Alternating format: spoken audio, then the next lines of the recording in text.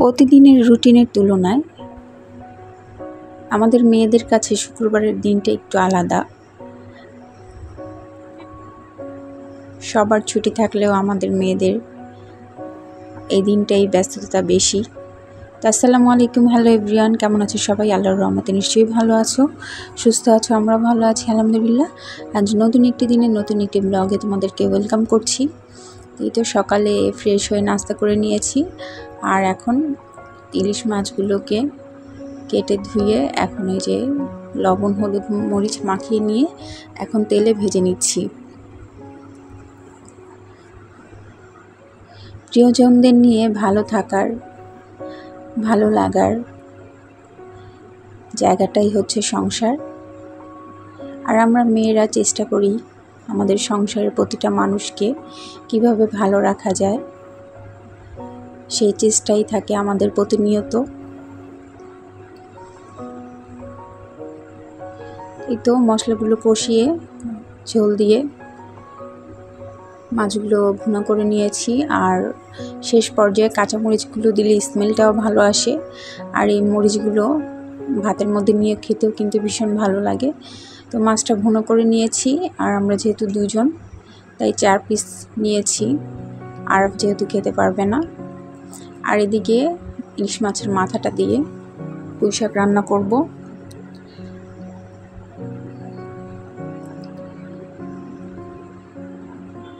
তাই পুঁই শাকের ডাঁটা আলুটা তো মশলা সহ মাথা সহ ভালো করে কষিয়ে নিয়ে এখন ঝোল দিয়ে দিয়েছি। ঝোলটা ফুটে উঠলেই এর মধ্যে পুঁই শাকটা দিয়ে দিব। আর বাহিরে এত পরিমাণ গরম, দিন দিন যেন গরম বেড়েই চলেছে। টানা বৃষ্টির পরে এত গরম শুরু হয়েছে, যে গরমটা থাকে সাধারণত ভাদ্র মাসে, কিন্তু সেই গরমটা এখন শুরু হয়েছে আশ্বিন মাসের দিকে। সব কিছুই আসলে বদলে যাচ্ছে, প্রকৃতি চেঞ্জ হয়ে যাচ্ছে। তো এদিকে আরাফের পাপা বাতাবি লেবু নিয়ে এসেছে, আমাদের বরিশালের ভাষায় বলি জাম্বুরা। তো শুকনো মরিচ লবণ আর সরিষার তেল দিয়ে মাখিয়ে নিবে। আর এদিকে আরাফ খুবই দুষ্টামি করছে, যা খেতে পারবে না তাই নিয়ে দুষ্টামি করবে।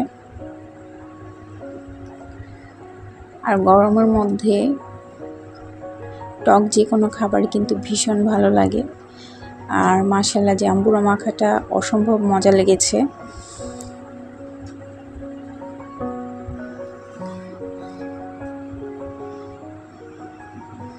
তো শুক্রবারের দিনটা আমাদের মেয়েদের জন্য দৌড়ের উপরে থাকতে হয়, সব কিছু অনেক দ্রুত করতে হয়, তাড়াতাড়ি কাজগুলো গুছিয়ে নিতে পারলে পরিবারের সাথে ভালো একটা সময় কাটানো যায়। এই তো পুঁই শাকটাও রান্না করে নিয়েছি, আর এদিকে আরাফকে গোসল করিয়ে ওর বাবাও গোসল করে তো নামাজে যাচ্ছে। আর এদিকে আমার বাবাটা রাগ করেছে, শুধু শুধু, তার রাগের কারণ লাগে না, সে এমনিতেই রাগ করে ফেলে।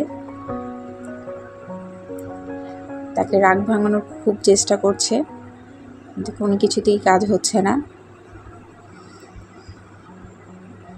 তাকে রেখে কেন যাচ্ছে, তার রাগের কারণ হচ্ছে মূলত এইটা। তো যাই হোক, তোমাদের ভাইয়া নামাজে চলে যাচ্ছে।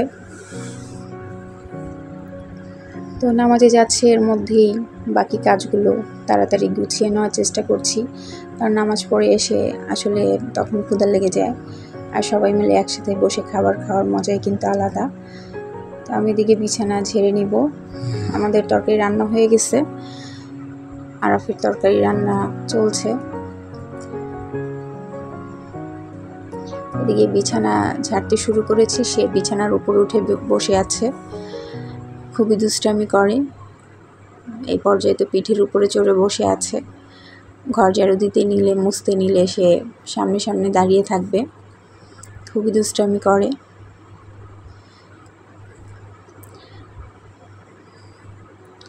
এই যে বেড আরেকটার অবস্থা কি করে রেখেছে, সারা বিছানায় খেলনা ছড়িয়ে রেখেছে।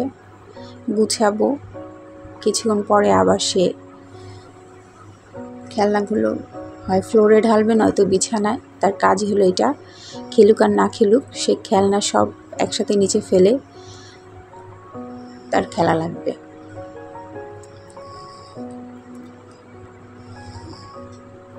তো ভিডিও এই পর্যায়ে যারা দেখছো, ভিডিওটি যদি তোমাদের ভালো লাগে অবশ্যই লাইক দিয়ে পুরো ভিডিওটি কন্টিনিউ করো। আর নতুন যারা দেখছো, আমার ভিডিওটি যদি তোমাদের ভালো লাগে, কোনো অংশ মন ছুঁয়ে যায়, তাহলে অবশ্যই চ্যানেলটাকে সাবস্ক্রাইব করো। সাবস্ক্রাইব করে আমার পাশে থেকো। এদিকে হেল্পিং হ্যান্ড যে আছে, উনি ঘরটা মুছে গেছে, তো আমি পাপোশগুলো দিয়ে দিয়েছি। আর আরাফের তরকারিটাও রান্না করে নিয়েছি। এখন এই যে চুলা টুলা সব কিছু ক্লিন করতে হবে।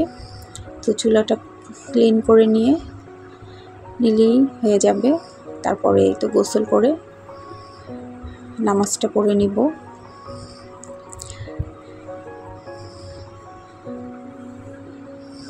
আর ফেসবুক থেকে যারা দেখছো, ভিডিওটি যদি তোমাদের ভালো লাগে অবশ্যই লাইক করো আর ফলো করে আমার পাশে থেকো। তো ভিডিওটি যারা দেখছো, তোমাদের প্রতি অনেক ভালোবাসা ও দোয়া।